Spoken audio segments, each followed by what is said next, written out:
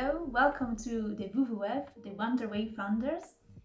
We are here with Malcolm. and Diana. Today's episode is dedicated to 10 of the countries. There are also contestants of the Eurovision, because this week is all dedicated to Eurovision here in Europe and also in other parts of the world, such as Australia, because yes, also Australia is part of the Eurovision. For some reason. We don't know, but yeah. And so we select 10 of the countries. They are not that known. And we just want to give you some spot, some idea if you want to go there and travel. Yeah, so basically what we managed to do was we gave each other a task to figure out very interesting activities you can do in some of the countries that we think are pretty cool in Eurovision. So, but also we select Switzerland because it's where this year Eurovision take place. So we thought that maybe could an ideal spot to go there also. 100%. Also, if it's known for the sky scene and all the winter activity, but maybe there are more than simply those things to do. Yeah. So that's sort of where we are at, and maybe I'll go first and I'll give you our first destination, Armenia. But before I start talking about the Armenia as a cultural spot, maybe you can give us a little insight into what Armenia's Eurovision performance was. Okay. Well, we are in the middle of the week of Eurovision, and this night we are going to see Armenia. But Armenia was just one of the countries that in the 90s decided to participate in the Eurovision. So not always it was there. And last year Eurovision edition, it was there, Armenia, and it was such a fun song, one of the last year, if I don't remember wrong. Yeah. And I'm pretty curious to see what they bring to the table this year. I mean, with some of the country that we are going to talk about today, the performance were just crazy, and I'm here for craziness and 100%. Because we don't know what to expect from Eurovision. This is what I like it. It's honestly always a shock, and I enjoy tuning in and watching and commenting on what we have. So anyway, let's get right into it. Armenia. The first city I have is Goris or Kudazerek. What you can do in this city is you can explore the Kudazerek cave village. You wander through this network of man-made caves that were inhabited up until the 20th century. And you get to imagine life in this unique settlement as you cross this swaying bridge and get in all of these interesting views.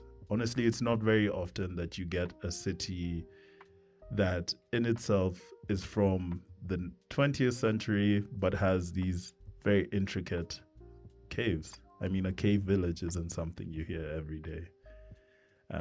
The other thing you can do is you can visit the Tavek or Tatev monastery via the wings of Tatev. This is one of the longest reversible aerial tramways in the world. So, offering a breathtaking view of the approach to this 9th century monastic complex. It's a major spiritual destination and a cultural center for Armenian history. So after the second city you can visit in Armenia is Dijan. You can wander through Dijan's historical old town and on Sharabenia Street, known for its traditional 19th century architecture and these artisan shops and studios. It's basically, it's become a destination for a lot of people who are in the arts. And you can purchase very unique souvenirs from these craftsmen and craftspeople.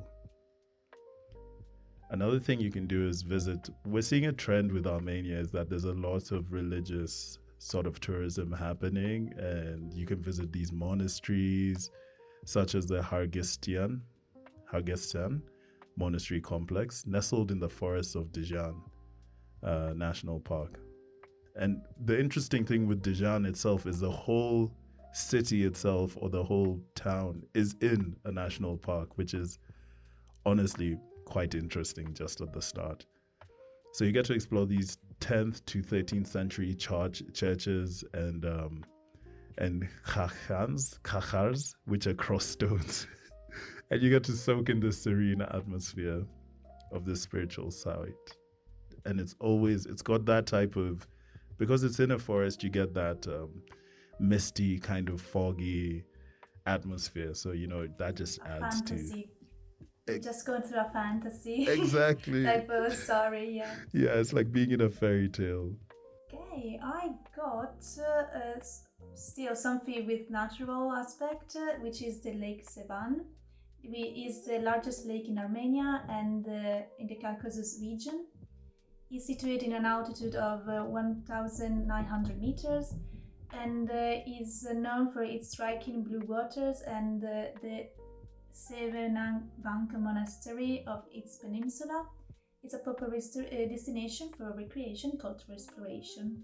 And again, here we have something related to religion with the monastery. Armenia is full of monastery. Also in the Dijan National Park, another monastery that I found was the Mato Savank. And I mean, if you are not a religion person but you love architecture, I mean, monastery and churches are just beautiful, especially in this type of country where it's just a fusion between nature and architecture. I think is super interesting. And we also have this one is difficult to pronounce, so we are going to mispronounce everything in this episode. I'm so sorry, but we are so sorry. But anyway, we try our best. We have the Knozorek. There is a historic village near the Syunik province, and is famous for a deep gorge, and you can go there and walks, and also it's known for the possibility to see this the pass of Armenia. So you have the nature and the pass of Armenia, and you can go there through a suspension bridge. So I think if you're scared of high, maybe that is not for you, but it's something cool to do. 100%. I'll be watching that bridge from far. I couldn't do it, but it's cool. I think Armenia is a great destination. Yeah, I didn't know it, but now I really want to go there, and we've never been to any of these places. So for us was fun to see and search everything, and now we need to go there and see with our eyes. Yep, that's exactly it. So our next destination we came across was Georgia. Once again, usually a strong cultural place in itself, also very religious in general. And maybe, can you remember a past Georgian performance in Eurovision where you were like, oh, this is interesting? About Georgia in Eurovision, last year we have this pop song which the name was Firefighter, which just, as the name said, full of fire. So also the performer was just fire going all the way through the performance, and everything was red and was just crazy as always. And this year Eurovision edition, Georgia brings another song which is a pop song, and it is called Freedom, and it is powerful and I mean a really nice song. Maybe it's not for everybody, but the singer just have this beautiful voice. It goes really high, and it's really a powerful, strong female singer. I mean, I really like the song. Maybe you like it too. We'll see. Because also this country will perform tonight when we are recording this episode. So yeah. So there you go. Georgia is quite an interesting performer in Eurovision. So the first city that I have in Georgia is, and this was an interesting thing when researching Georgia, we tried to not go to the known cities and give you something new, because once again, we also want to visit these places. Katowice, and you can explore this UNESCO World Heritage Site, the Bargati Cathedral, a masterpiece of medieval Georgian architecture.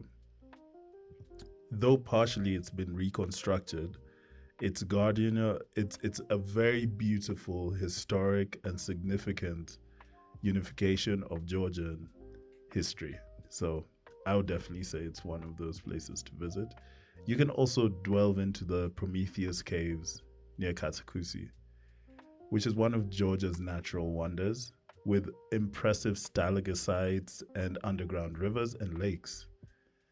While it is a natural site, the guided tour will often include history, myths, and stories and legends connected to the region.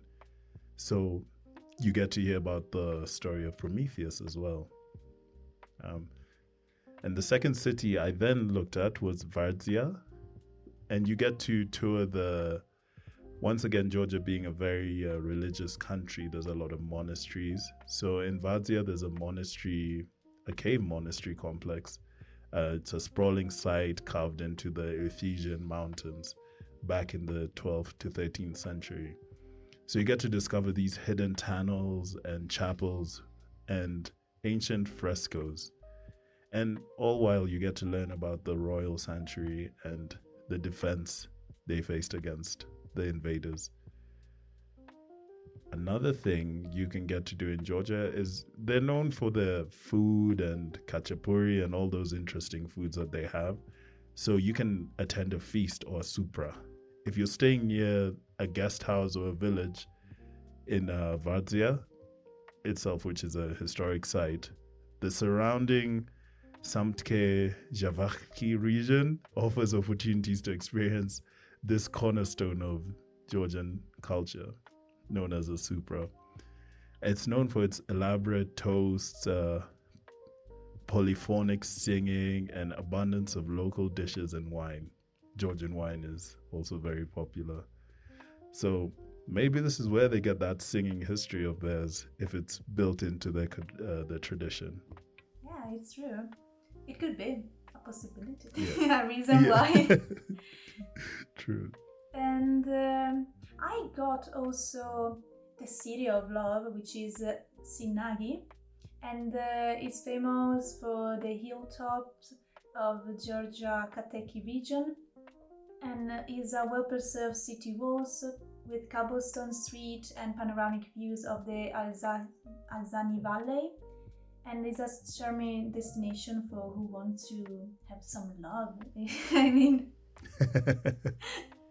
Then we also have another city which is a little bit different from the one that I just said, which is the Ketura. It's in the border with the Soviet area, so it's a little bit in contrast with the Georgian architecture and the Soviet architecture. And the city is connected by the other city with the deep valley, and it originally was established by manganese mining, and the city offers this glimpse of industrial history. And then we also have the name is Aplistike. There is an ancient rock town near Gori, and is a complex of cave dating back to the early age of Iron Age, so it's pretty old. And it includes also various structures such as theater, basilicas, and Christian architecture. So, I mean, Georgia have a little bit of everything when it comes to architecture. We have Christian architecture, the Soviet architecture, and the typical Georgian architecture. So, I mean, interesting. Very interesting. And I do think Georgia as a country has a long history with having to be a central point for a lot of not just people, but that connection between Europe and sort of the Middle East. So I do know as a people they're very proud of their culture, but their culture in itself has a mixture of so many different cultures, which is interesting. Yeah, I know that, for example, the language, how they write the alphabet, is just is a unique alphabet. You don't have it anywhere. It seems a little bit similar to the Russian one, but also similar to Arabic, but also similar to ours. Yeah. So it's a really mix of everything. Yeah. It's really interesting. And it's completely their alphabet. I mean, they use it on signs. I've known a few Georgian, I have a few Georgian friends, and even as they're texting on Facebook, on Instagram, they use the keyboard that is Georgian, which is very rare to see in today's world, that the culture is preserved to that point. So they're really proud, and I like it. Yes, same. We have Latvia for the next country, and Latvia, I mean, when it comes to Eurovision, sometimes they do something really crazy. Back in 2022, they did this song which was Eat Your Salad, and the intro of the song was just, I mean, I don't know if I can say it, but was like I like pussy and I like eat my salad, so something like that. I was like, whoa, that is the best beginning of the song I ever heard. So funny. Oh my goodness. I mean, and that's the thing with these Eurovision performances. They are so unique. I've never seen anything quite like what you end up having on Eurovision. So I mean, last year Norway performance was crazy. and I mean, even as we're watching this year, I'm still waiting. I've seen a few that I'm like, what is going on? And I'm just waiting for more of them. I mean, with Sweden this year. Sweden, oh my goodness. Now I really want to go to a sauna and relax, but I mean, a whole song promoting a sauna, but you know what? You see, this is what happens. We end up getting off track because Eurovision is so interesting and there's so much to talk about. But back to those salad guys, Latvia. So, what city did you get in Latvia?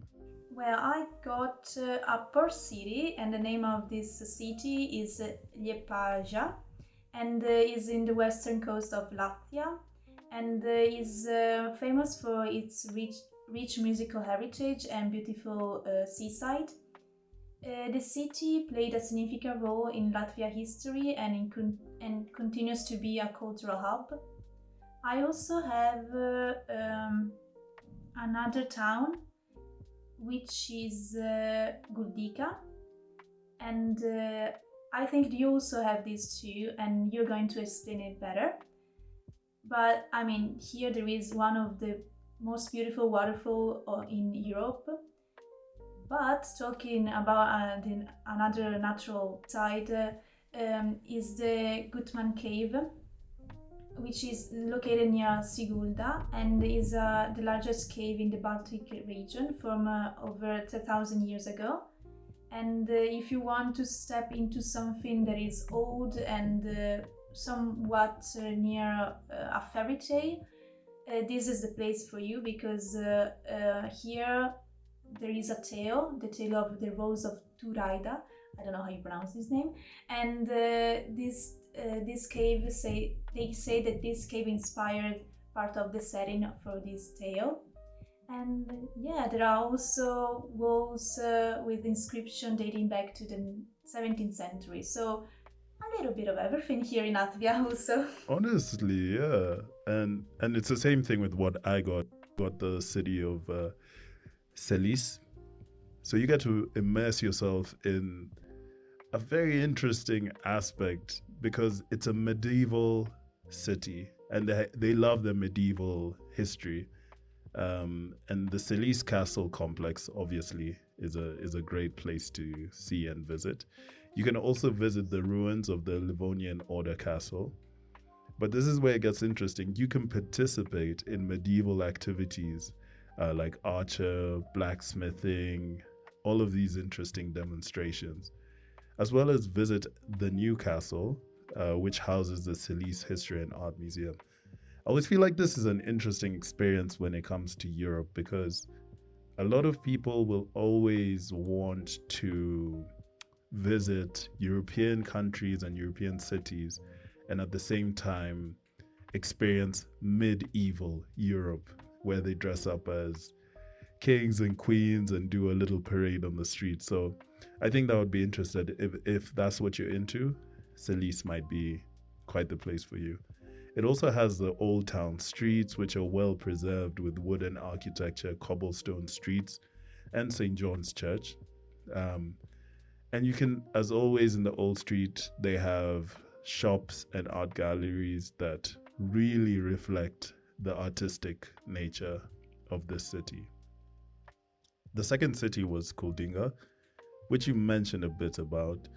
So once again, a preserved old town, also referred to as the Venice of Latvia, due to its Alspikta River flowing directly alongside and even under some houses. So that's once again a very interesting thing to see, and I always find it interesting when you visit a European city and that's what they have. They're alongside a water feature, or there's a house on top of the river. So you can admire these historic wooden architectures and pay attention to that like unique blend of water and town life. And as you said, probably I'll just add a little bit more to it. The waterfall. I mean, 240 meters around, thereabout. And in spring and autumn, you might even see fish leaping up from the rapids. So there you go. Yeah. Okay, next destination is Luxembourg, one of the tiniest country in the world, and not only in Europe but in the world. Even though it's tiny, it has beautiful things to see and to do. Because we have Rheimich, that is known for being the pearl of the Moselle. Moselle is the river of Luxembourg, and is famous for the vineyard, the wine cellar, and you can do this beautiful promenade with the cherry trees. So right now is not the time for the cherry blossom, but during springtime, if you are in Europe and you want to go in a romantic spot, I mean, this cherry promenade is the one for you. And if you like wine, I mean, this is the perfect city for you also, because there are many vineyards and many wine cellar, and you can also do boat cruises in the river, a really interesting town. And we also have Vianden, which is a picturesque medieval town, and there is a castle there, and I think you can explain this better than me. So yeah, when we look at Vinden, as you said, you've got to explore this magnificent castle. It's one of the largest and most beautiful feudal residences of the Romanesque and Gothic periods of Europe. So you can take a journey through its restored halls, chapel, and ramparts, and you can just get a sense to imagine what medieval life must have been in this small little country in Europe.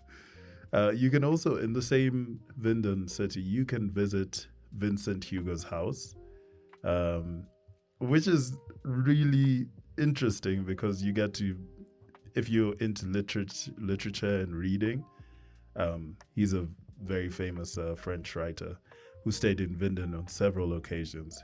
So you can get to discover that connection between the town and his works, and you know how Luxembourg was inspired, or how he was inspired by Luxembourg's Adrians.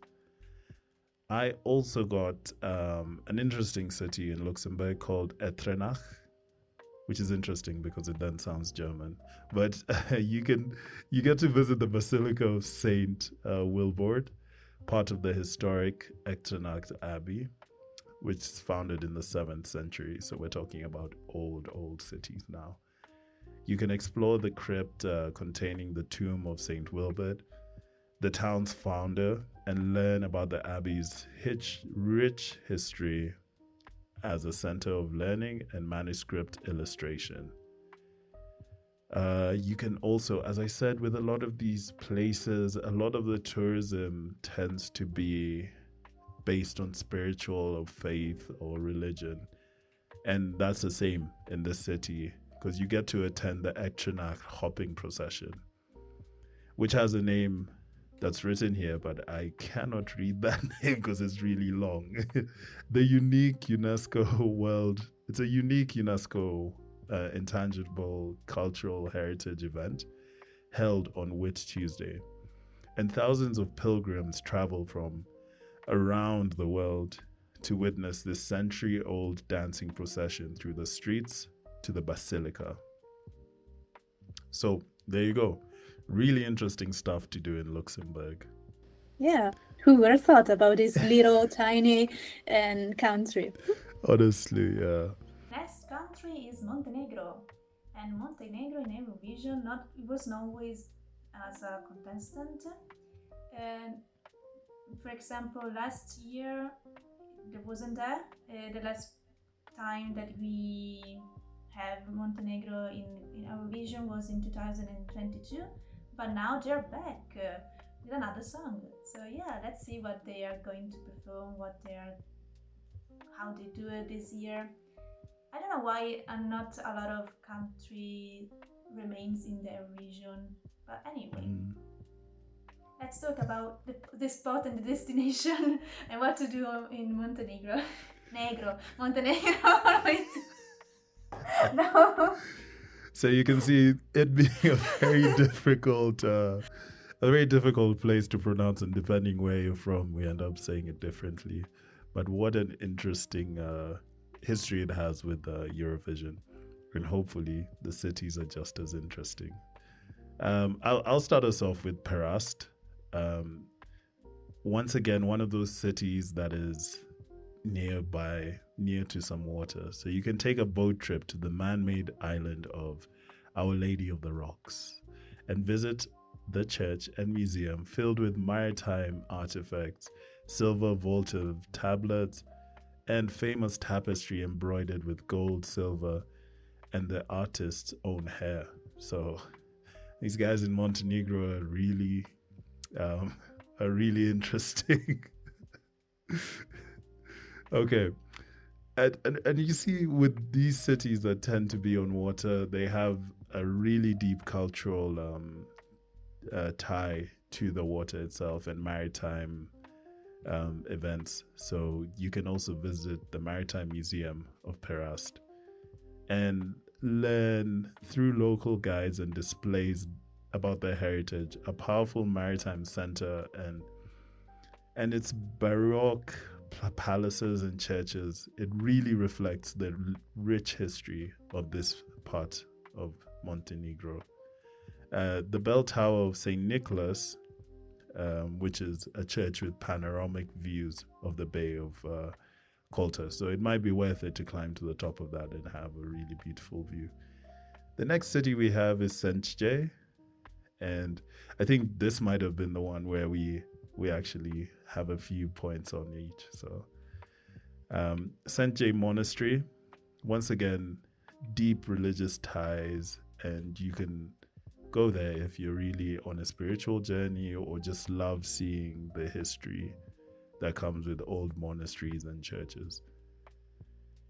The monastery itself houses really important and really old Christian relics, and you can then just explore the museum, which comprises of different pieces from different smaller museums like King Nicholas Museum, Barrage Hall, showcasing the whole country's royals and cultural heritage. And if that's not even your vibe, you can always just walk through the historic center. That's the beautiful thing with these cities, is that even if you don't want to go into a place, or you don't want to do an especially interesting or random event, you can just walk through the city and admire the architecture, from former embassies to palaces, reflecting the importance of this city. Exactly. Or you can also walk in the nature, because there are such a beautiful park. For example, there is the Biogradaska Gora National Park. There is one of the few primeval forests with ancient trees, glacial lakes, and diverse flora and fauna. And you can explore these 50 kilometers of hiking trails and enjoying the beauty of the Biogradasko Lake.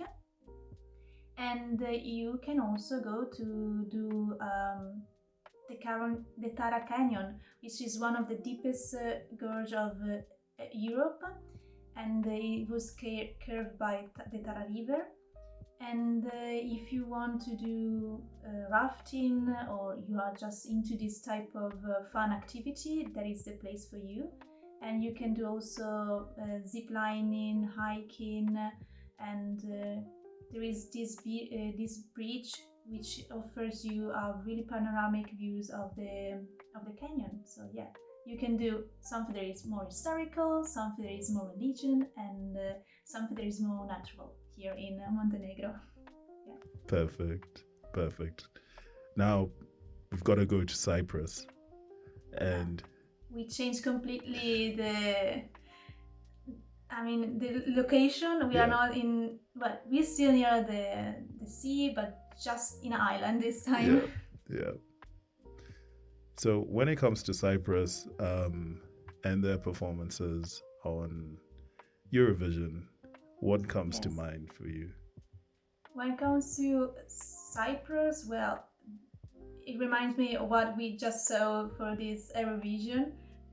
Also last year Eurovision, if I don't remember wrong, was just a male singer. There are a lot of male singers from Cyprus in the last few Eurovision edition, and the last, I think, was the last performance of last night, and they were just really energetic, and with really cool type of lights setting, because I went blind by watching the performance because the lights were so strong.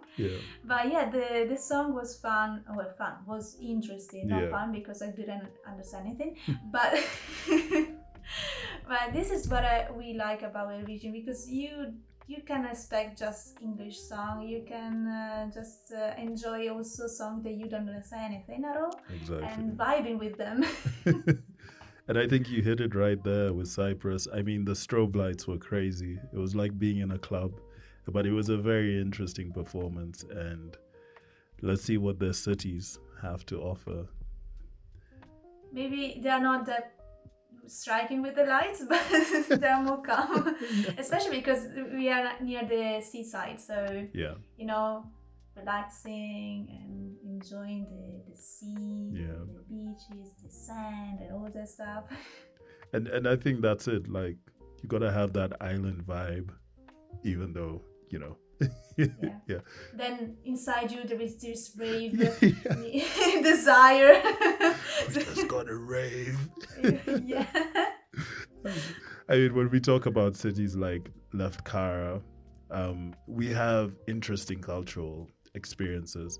What I'm seeing in Cyprus is this trend of artisans who will sew stuff and do lace making.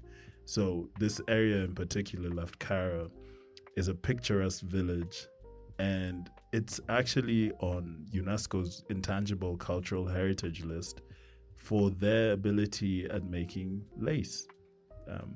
So you can visit a local workshop which artisans create these delicate pieces, a tradition that had said to have even captivated Leonardo da Vinci. So this is good stuff out there. and perhaps he purchased an authentic item. They say perhaps, so we don't know. But Another thing you can do is that you can explore the village's traditional stone architecture and the narrow winding streets. And once again, you can visit a museum of embroidery and silversmithing. And you can then, through that, kind of get a true understanding of the deep-rooted craft traditions that defined and have defined Lefkara for centuries. The second city then I found was Kakopetria, which is, and this comes hand in hand with the Tordos mountain villages. You can wander through this preserved old Kakopetria, with its narrow cobblestone streets, traditional stone houses, and wooden balconies, and obviously watermills. So you can paint a picture of a very interesting sort of city that exists in this area. It's a prime example of traditional Cypriot mountain village architecture and lifestyle. At the same place, you can visit a very interesting, and once again on a UNESCO listed church, and they have these painted churches in the Tordos region, and these Benzonite churches are adorned with vibrant and historically significant frescoes, offering a profound glimpse into the island's religious art and history. So you've got a bit of art, you've got a bit of craft, and you've got loads of religion. Sounds about right. Yeah, and we also got a little bit of literature because there is a cave in Cyprus which is known as the Calypso Cave, located near Zangra on the Gozo Island. And this cave is inspired, or was the cave that inspired Homer's Odyssey, and the part of Ulysses when he was in this Calypso cave. And is a really mythological type of site, and it offers stunning view of the Rambla Bay. We also have another ancient city, and the name is Salamis. It's located near the modern day Famagosta. So we have a city that is more old, and then a city nearby that is modern. And is an archaeological site that includes gymnasium, theater, and bath.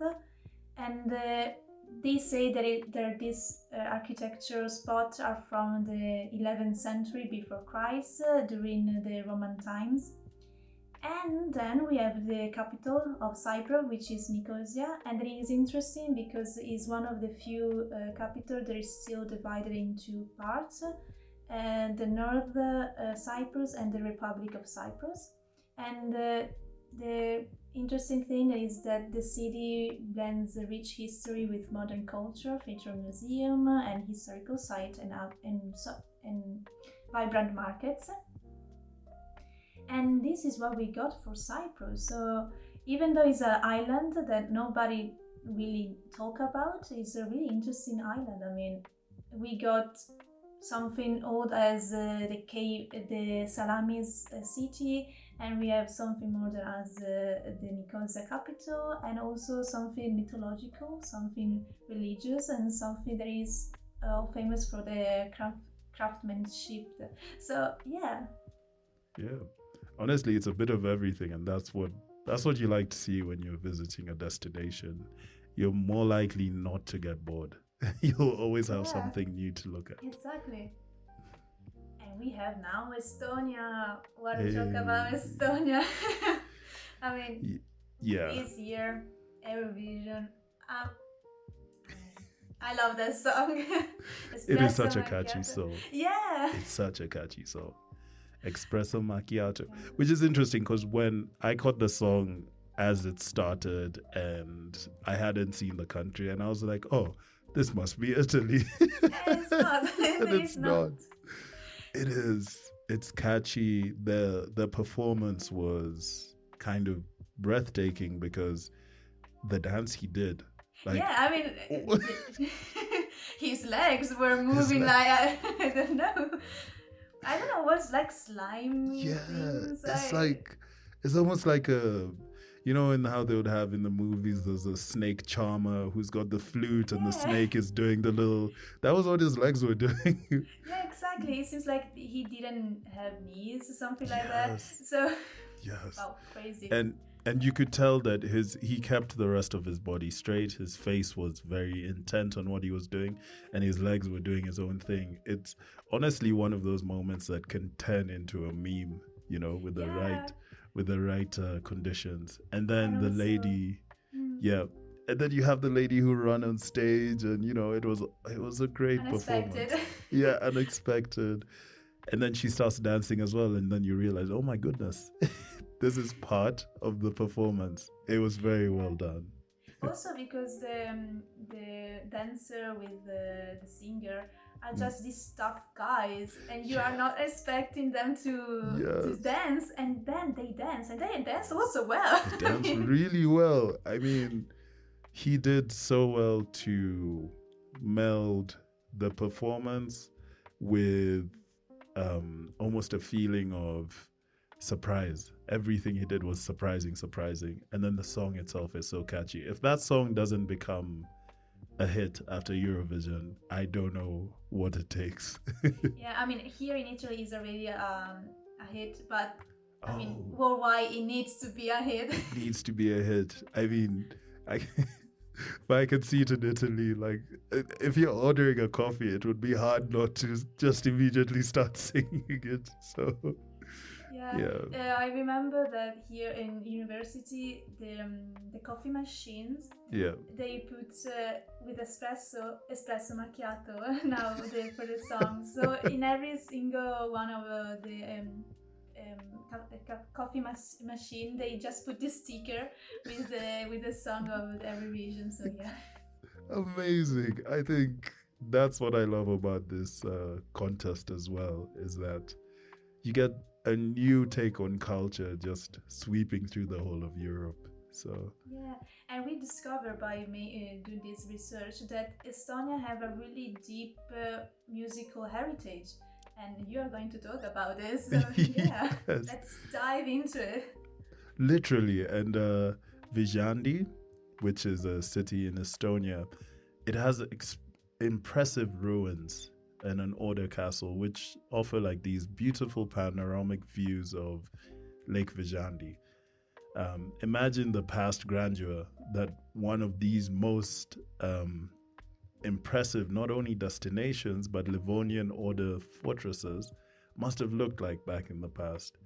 But once again, what we then found out is that Estonian folk music, and that's something you get in Viljandi as well.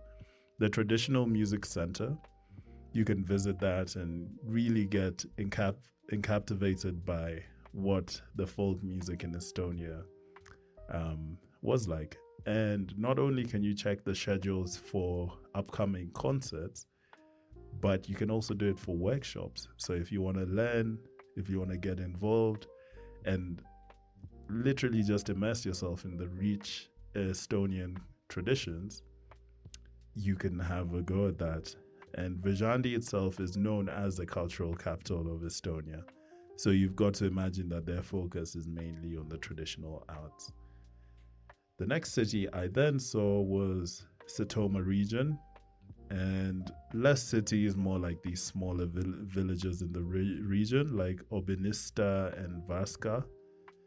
And when you get to these places, we're looking more at the culture that you get from farming. So you have, I mean, it's interesting. We've gone from singing, but you know, these things go hand in hand.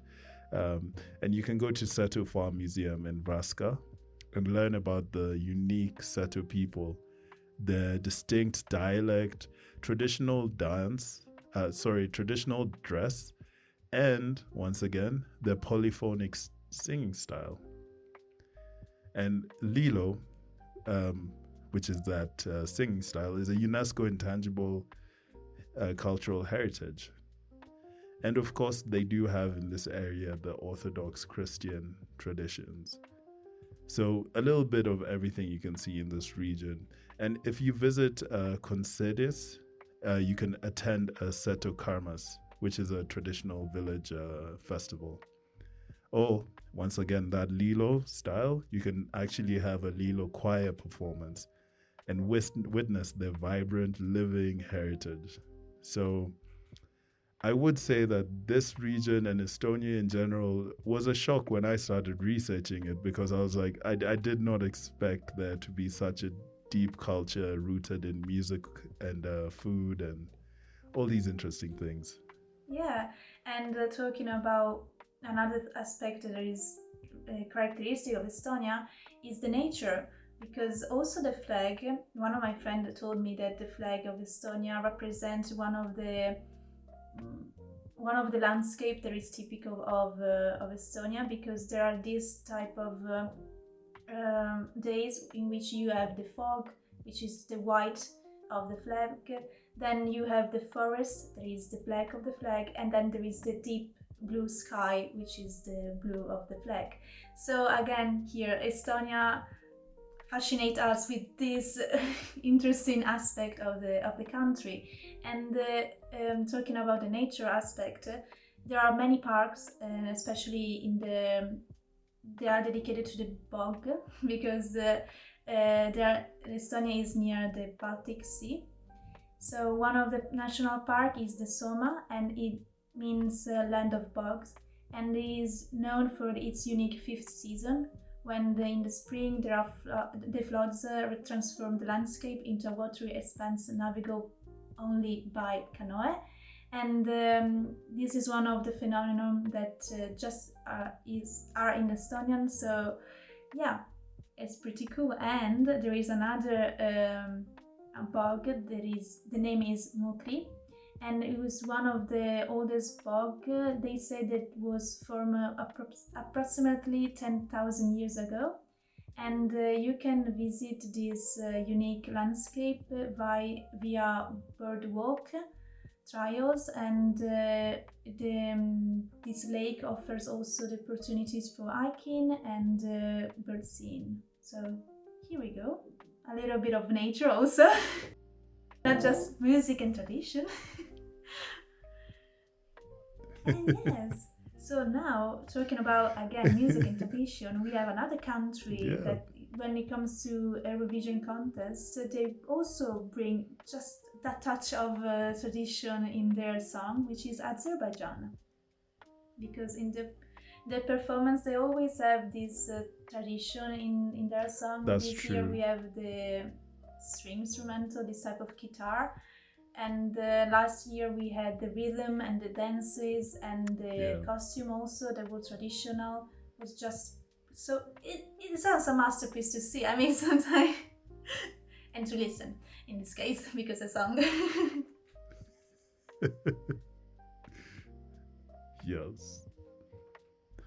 So true. I think I always love when they come on stage and they'll have a piece of their tradition, and they get almost double points for it being a functional instrument that he uses in the song, and it really adds a new layer.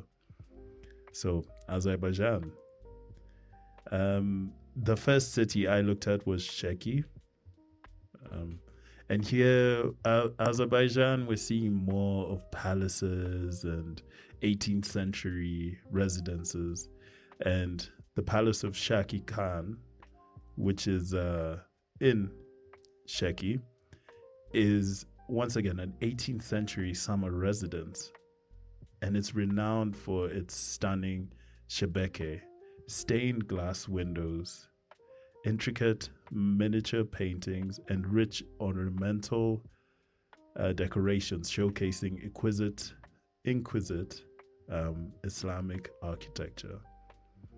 And that's what I love about when you move into Azerbaijan, because now you're not only met with as much of the Christian churches, now we're moving more into Islamic temples and palaces, which honestly make it just a very interesting and very open place to visit. The next thing you can experience is the historic Karavasai in Sheki. These roadside inns were vital stops along the Silk Road. So once again, we're getting more into that historical path of how trading came in from Asia and made its way into Europe. So you can bet that you're going to see a lot of traditional, but at the same time, very old and beautiful pieces of the past. I mean, some of these have been preserved and even converted to hotels and restaurants, allowing you to step back in time and imagine what these merchants who came from Europe heading to Asia, or came from Asia heading into Europe, were doing, and how they were staying and how they were living. And there's something interesting about being in the same place as people have been for thousands and hundreds of years. The next city I then came across was Lahish, and here you get to wander the ancient cobblestone streets. This mountain village is famous for copper craftsmanship, so you can get the opportunity to actually witness some of these artisans as they hammer intricate designs and all of this into copperware with techniques that have been passed down for generations. You can actually also explore the key history and local law museum. And here you get to gain that deeper understanding of the village and its unique history, culture, and even that distinct language spoken by its inhabitants, which I think is called Tat, which is interesting. The architecture of the village itself, with its 2-story stone houses, is a cultural experience. So, yeah, that's what I had. Yeah, talking about cultural experience and ancient palace and things like that, we also have something very so ancient as the palace, which is this burning mountain called Yanardağ. It is a natural gas fire that blazes continuously on a hillside near Baku, and the name in the national language is something like Ishe Hers. I don't know how you pronounce it, but the translation is Old City of Baku, and it is characterized by the ancient walls, the narrow alleys, and the landmarks like the Maiden Tower and the Palace of Sri Vanshashe, and there is a UNESCO World Heritage Site that reflects the city-rich cultural heritage. And not only that, then we also have Naftalan, which is a city famous for the therapeutic oil bath. So if you want a place where you want to relax and enjoy yourself, that is the place exactly for you, because you can just go there and go to this therme and just relax and do this hot bath. I mean, what more you can ask? Just relax. I mean, exactly. And I think it's so interesting that it's an ancient bath, but as opposed to using water, it's like oil baths. So that's interesting. I mean, after that, you are really moisturized, not only. You have glowing skin. Yeah. All right. Our next destination is Switzerland. So, yeah. Exactly. Switzerland, and is this year Eurovision, where they are taking place the Eurovision, and the last year contestant of Switzerland won, and the song that won was just like a mix of a lot of genre, because we have opera, we have pop, we have rap. I mean, a lot of things together, but was really an interesting and catchy song after all. And also the performance, he was just on this rounded thing doing things while singing in an opera genre. I was wow. Wow. It's interesting, because that's another thing about the competition in general, how you carry out your singing and what acts you're doing on stage. And some of them, like you said, the Swiss guy, he was running on that turntable that was going round and round, and you're singing and voice into opera, and you're wondering, how is he managing his breath? How is he able to maintain, as it's getting so, it's interesting. So I'm not surprised he won. It was very entertaining. And they're the hosts. Yeah, and they're the host this year, aren't they? So They are. And, Switzerland won a couple of times. One of the time won with Celine Dion. So yeah, here we go, Switzerland with Celine Dion. That is not from Switzerland, but anyway. Anyway, well, that's a story for another day how that happened. But yeah, Exactly. Okay. For Switzerland, we have few spots. They're not the typical spots, so not just chocolate and snow.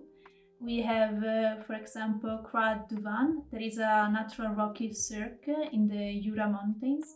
It features a 160 meter high cliff surrounding with a 5-kilometer wide valley. This geological marvel offers also views for hikers and also photographers. So if you are into mountains, this is a place for you if you want to take beautiful photos of mountains. And if you also like natural things to do, you can go to the Aragorg, where you can do this walk along the secure pathway through the Gor and witness the power of water and become something unique with the nature itself.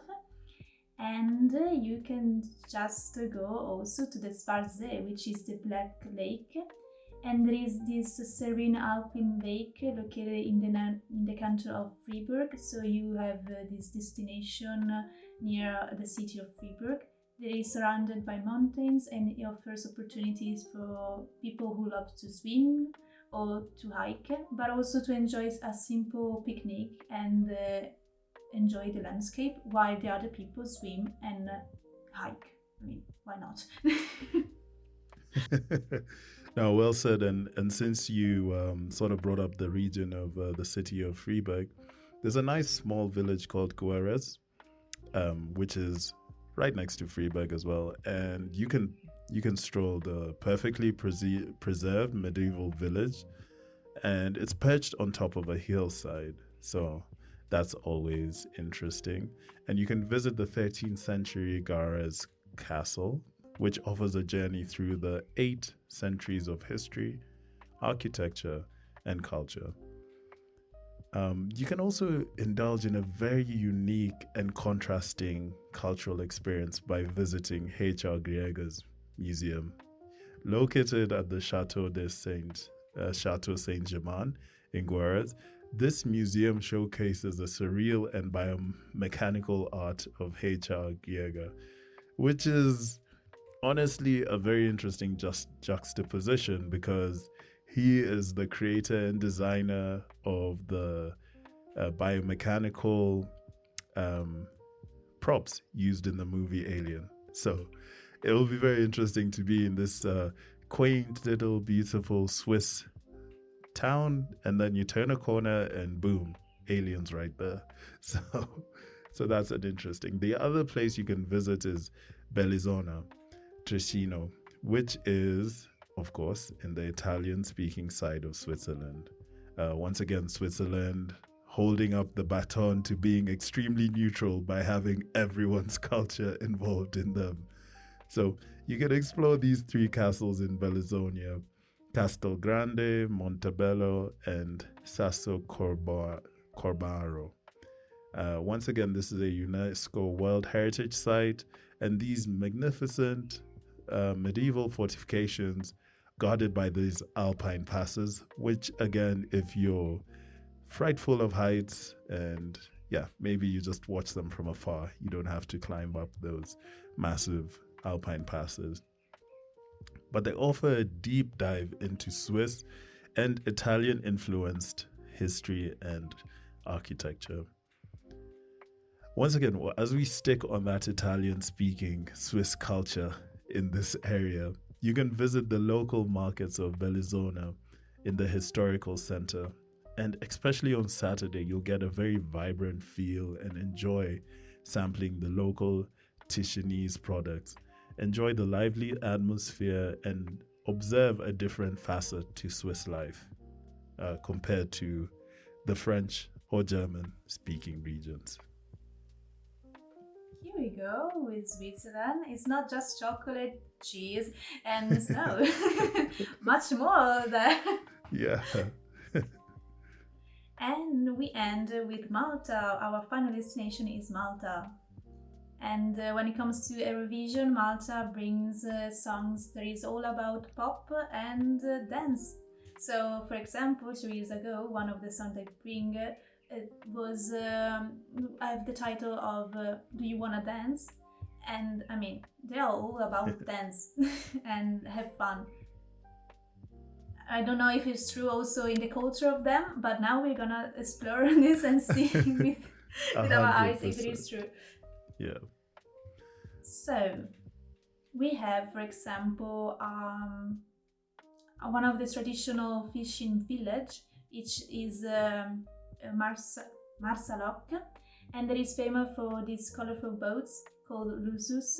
And during Sunday, you can witness the fish market, and that are also a place full of colors. So if you like a picturesque setting reflecting the Malta maritime heritage, this is a place that you want to visit. But if you want to just relax in an island near a big island, which is Malta, you want to go to Comino. There is this small island between Malta and Gozo, and that is known for this crystal clear water of the Blue Lagoon. And the island is perfect if you love to swim or if you love to snorkeling, because you can see the beauty of the nature. But talking about beauty of the nature, there is also this prehistoric cave called Gardalam, and is Interesting. in I mean, Malta and seems is like famous such an for the interesting fact place that to it visit, and I contains do think fossilized just because of remains of where it is animals and evidence situated, of the it's earliest always humans settled been in sort of a Malta. bastion for military. It's always been an important place you want to have guarded, and that might just be because of where it's situated. So I saw a lot of interesting things along that line in, for example, Medina, the silent city.